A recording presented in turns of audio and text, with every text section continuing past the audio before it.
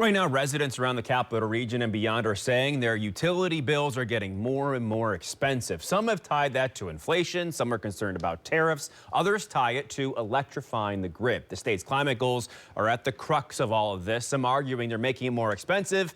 Others saying it'll make costs more affordable. And with that, the HEAT Act proposed and hotly debated in the state Senate this week.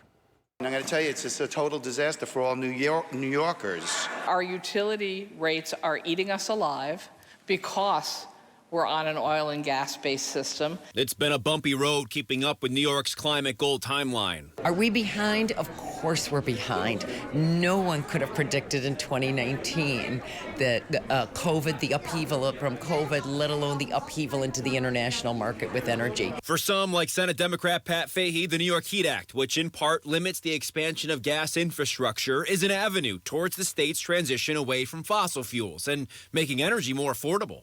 If we plan for the long term here, make these investments, which, yes, some of them can be costly, but right now, every utility payer is already underwriting the mandatory gas hookups. The Senate, the only chamber to include it in their one-house budget proposal, putting a 2030 deadline for implementation on it, too, creating a passionate debate on the floor, something I asked Republican Jake Ashby about on Power and Politics. Senator Krueger did also say that this, from the studies they've done, it would save ratepayers an enormous amount of money, was the quote I wrote down.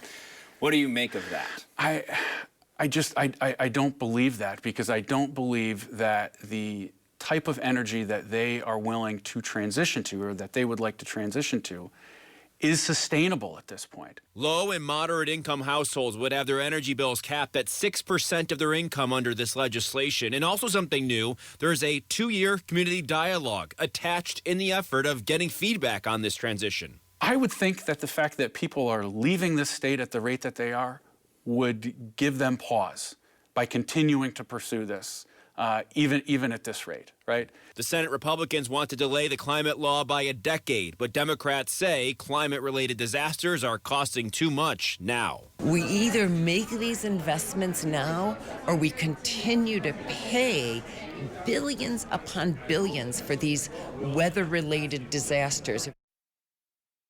Now, the HEAT Act did pass through the Assembly last year along with the Senate, but it's not included in this year's Assembly budget proposal. Last year, it got all the way to Governor Hochul's desk, but it was not passed.